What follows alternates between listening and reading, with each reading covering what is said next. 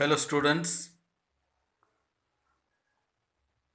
now we are going to discuss about the antibodies. எதிர்ப்பொருள்கள் அப்படின்னு சொல்லலாம். Antibodies are immunoglobulin IgG அப்படின்னு சொல்லலாம். IG அப்படிங்கிறது இம்யூனோகுளோபுலின், அதான் IG. Antibodies are immunoglobulin protein molecule, அது வந்து ஒரு புரத மூலக்கூறு. So synthesised on exposure to antigen, அது வந்து ஆன்டிஜனோட எதிர்கொள்ளும் போது இது உற்பத்தி ஆகிறது. அதற்கு எதிராக இது உற்பத்தி ஆகிறது. எது? ஆன்டிபாடிஸ். ஆன்டிஜனுக்கு எதிராக உற்பத்தி செய்யப்படுறது தான் antibodies. That can combine specifically with the antigen. So அது வந்துட்டு ஆன்டிஜனோட குறிப்பிட்டு பொருந்தக்கூடியதாக இது இருக்கிறது. So whenever pathogens enter our body, the lymphocyte produce an army of proteins called antibodies to fight with them. அப்போ வந்துட்டு நோயூக்கிகள், நோய் கிருமிகள் வந்து நம்ம உடம்புல உள்ள நுழையும் போது இந்த பி லிம்போசைட்ஸு புரோட்டீனை உற்பத்தி செய்யும். அதுக்கு பேர் வந்துட்டு இராணுவ வீரர்கள் மாதிரி அந்த ப்ரோட்டீன்ஸை உற்பத்தி செய்யும். அதுக்கு பேர் ஆன்டிபாடிஸ்ன்னு பேர். அதுதான் வந்துட்டு அந்த பேத்தஜனோட சண்டையிடும். Okay, thus they are secreted in response to an antigen by the effect of B cells called plasma cells. So இந்த B cells தான் பிளாஸ்மா செல்ஸை ப்ரொடியூஸ் பண்ணும்.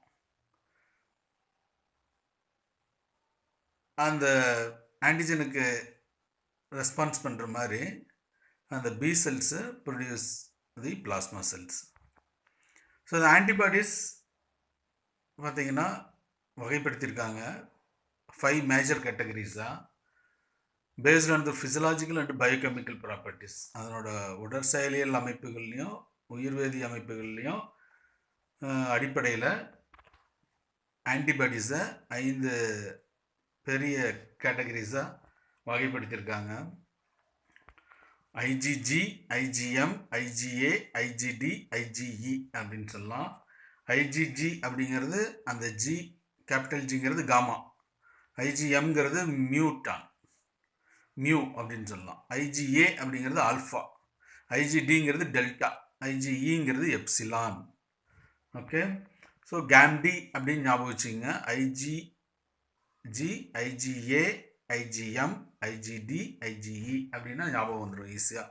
ஸோ அப்போ வந்துட்டு ஆன்டிபாடிஸ் வந்து 5 மேஜர் கேட்டகரிஸு. அதுதான் வந்துட்டு 5 வகையான ஆன்டிபாடிஸ் இருக்குது.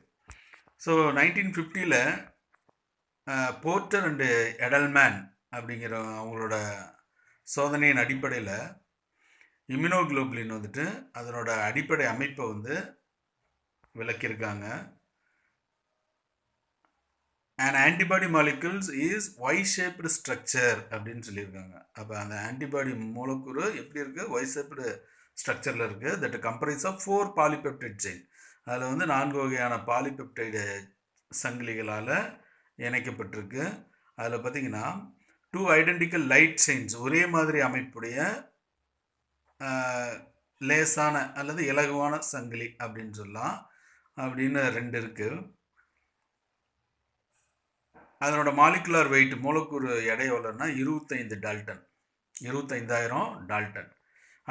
அப்ராக்சிமேட்லி 214 அமினோ ஆசிட்ஸ்னால உருவாக்கப்பட்டதான் இந்த light chain. And 2 identical heavy chains, ஒரே மாதிரி அமைப்புடைய 2 ஹெவி செயின்ஸ், கனமான சங்கிலி இருக்குது. அதனோட மாலிகுலர் வெயிட் வந்து 50,000 டால்டன். அப்ராக்சிமேட்லி 450 அமினோ ஆசிட்ஸ்னால உருவாக்கப்பட்டது தான் இந்த ஹெவி செயின்ஸ்.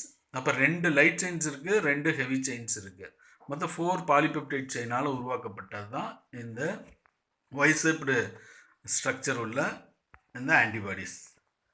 இந்த polypeptide chain are linked together by disulphide bond. இது எதனால் இந்த பாலிபெப்டைட் செயின் வந்துட்டு எதனால் இணைக்கப்பட்டிருக்கு? டைசல்ஃபைடு பிணைப்புகளால், பாண்டுகளால் பிணைக்கப்பட்டுள்ளது. One light chain is attached to each heavy chain. ஒவ்வொரு லைட் செயினும் ஒரு ஹெவி செயினோட இணைக்கப்பட்டிருக்கு, அட்டாச் பண்ணியிருக்கு. And 2 heavy chains are attached to each other to form the Y-shaped structure. Okay. இப்போ இதில் பார்த்தீங்கன்னா ஒவ்வொரு லைட் செயினும் ஒரு லைட் செயின் ஒரு ஹெவி செயினோட இணைக்கப்பட்டிருக்கும். 2 ஹெவி செயினும் அது வந்துட்டு பார்த்தீங்கன்னா ஒரு செயினால் இணைக்கப்பட்டிருக்கு. அதனால தான் அது வந்து ஒய் ஷேப்டு ஸ்ட்ரக்சரை உருவாக்குது. இதில் பார்த்தீங்கன்னா தெரியும். இந்த 2 light chain and heavy chain attached by the disulphide bond. அது இல்லாத 2 ஹெவி செயினும் attached by the disulphide bond அப்படின்னு சொல்லி சொல்கிறாங்க. ஸோ அதுதான் வந்துட்டு ஹிஞ்ச் அப்படிங்கிற அந்த ரீஜியனை வந்து உருவாக்குது அந்த நடுவில். அதனால தான் அது ஒரு வளைவு மாதிரி அந்த இடத்துல உருவாகுது. ஒய் ஷேப்டு ஸ்ட்ரக்சர் அதனால தான் கிடைக்கிது. அதனால் ஆன்டிபாடி இஸ் ரெப்ரசன்டட் H2L2 அப்படின்னு சொல்லலாம். அதை வந்துட்டு எப்படி சொல்லலாம் அப்படின்னா H2L2. Heavy chains have a flexible hinge region. அசையக்கூடிய அந்த ஹிஞ்சினால் இணைக்கப்பட்டிருக்கு. நடுவில் ஹிஞ்ச் ரீஜியனால் இணைக்கப்பட்டிருக்கு at the approximate middle. Okay, இந்த 2 பாண்ட் மாதிரி இணைக்கப்பட்டிருக்கு பாருங்கள் ஹெவி செயினில். அதுதான் வந்துட்டு ஹிஞ்ச். அப்போ அந்த இடத்துல அசையக்கூடிய தன்மை அதுக்கு இருக்குது அப்படின்னு அர்த்தம்.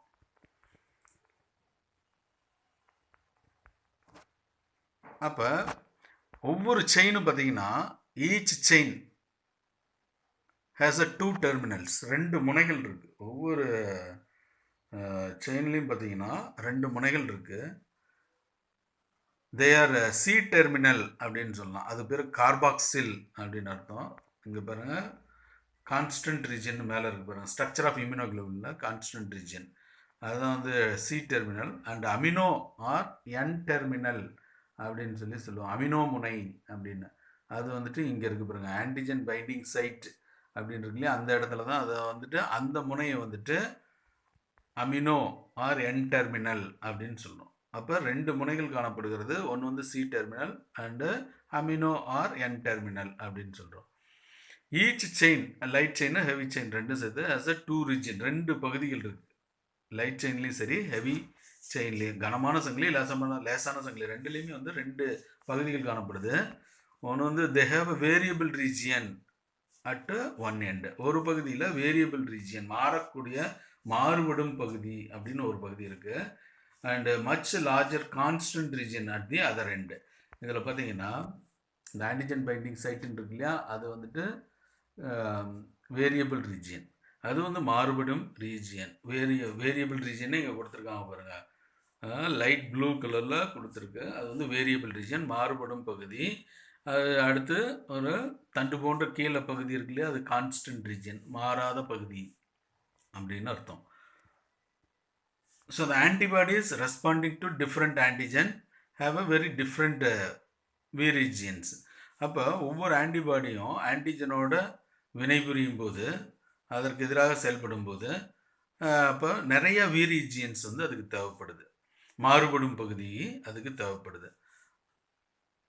பட் அதனோட சி ரீஜியன்ஸ் பார்த்தீங்கன்னா அது சேம் இன் ஆல் ஆன்டிபாடிஸ். எல்லா ஆன்டிபாடிஸ்லேயும் சி ரீஜியன்ஸ் வந்து ஒரே மாதிரி தான் இருக்கும்.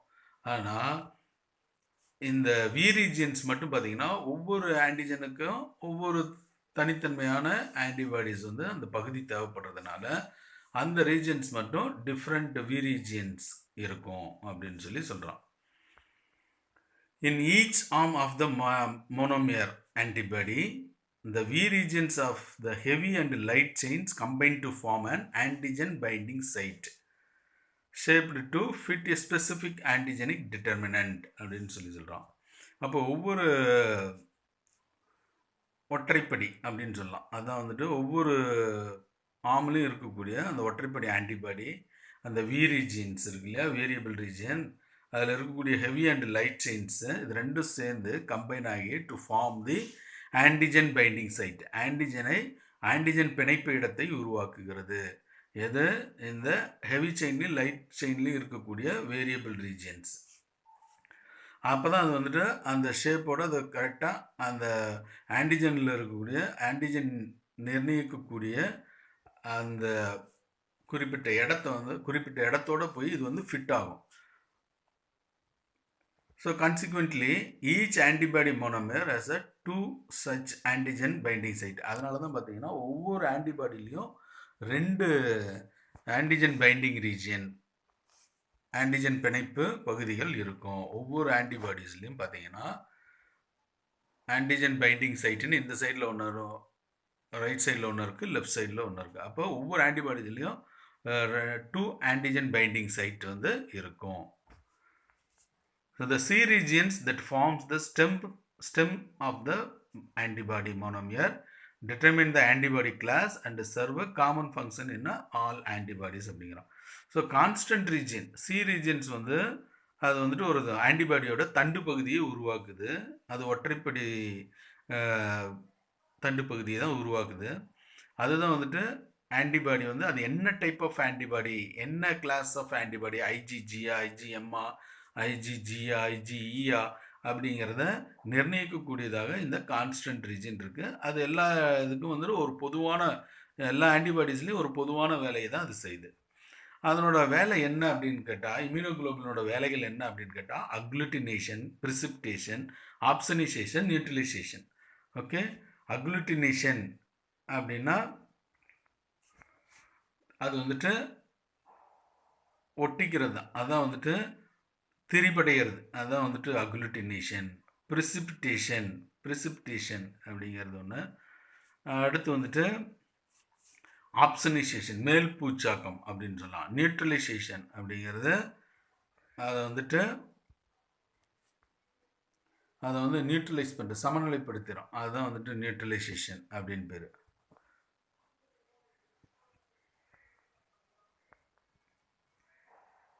நெக்ஸ்ட் வந்து ஆன்டிஜன் ஆன்டிபாடி இன்ட்ராக்ஷன். என்னது? ஆன்டிஜனுக்கும் ஆன்டிபாடிக்கும் உள்ள அந்த இன்ட்ராக்ஷன், இணைப்பு என்ன, தொடர்பு என்ன அப்படிங்கிறது தான். So the reaction between the antigen and antibody is the basis for ஹியூமோரல் immunity.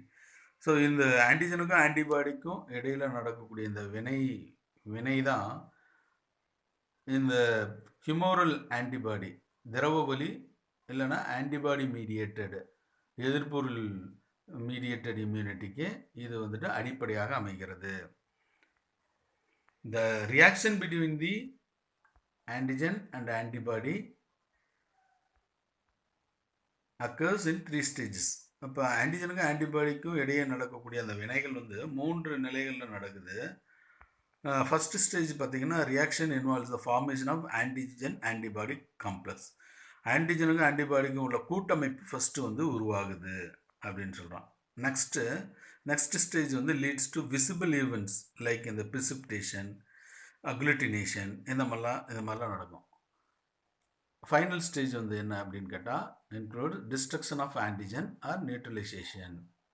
Okay, அப்போ அந்த ஆன்டிஜன் அழிக்கப்படுகிறது, இல்லைன்னா அது வந்துட்டு சமநிலைப்படுத்தப்படுகிறது, நியூட்ரலைசேஷன் பண்ணப்படுகிறது.